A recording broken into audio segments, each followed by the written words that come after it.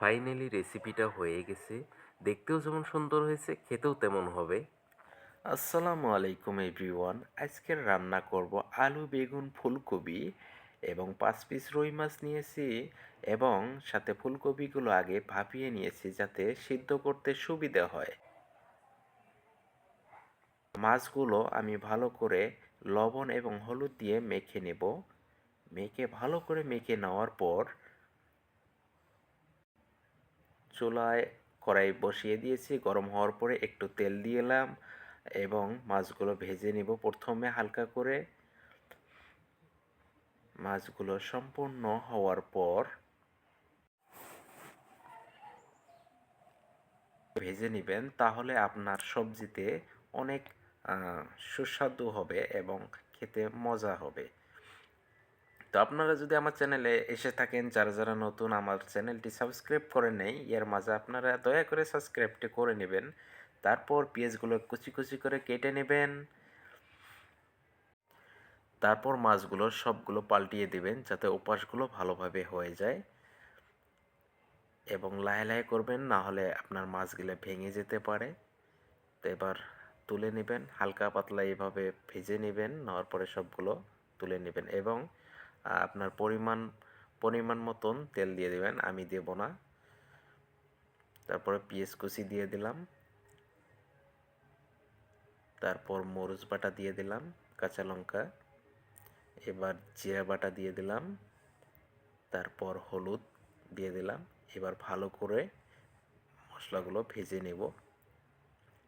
পরিমাণ মতো লবণ দিয়ে দেবেন, ভালো করে ভেজে নেব এখন।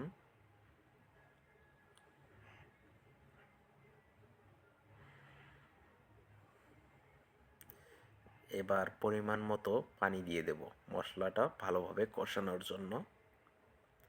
এবার সবজিগুলো দিয়ে দেব।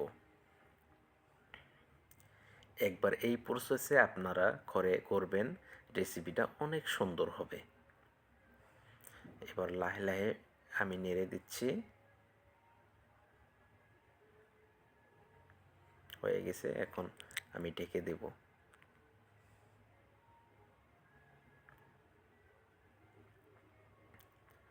এবার তুলে নিলাম।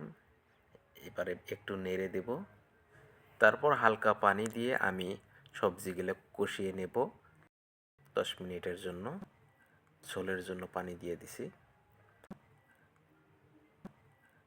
আবার ঢেকে দিলাম।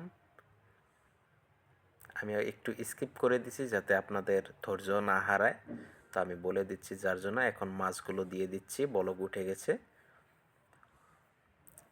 এভাবে আপনারা বানিয়ে নেবেন, অনেক সুন্দর হবে।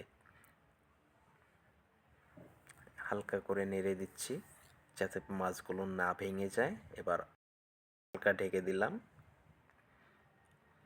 ফাইনালি আমার সবজিটা হয়ে গেছে, রেসিপিটা হালকা ধনিয়া পাতা দিয়ে নামিয়ে নেব। হালকা করে নেড়ে দিচ্ছি।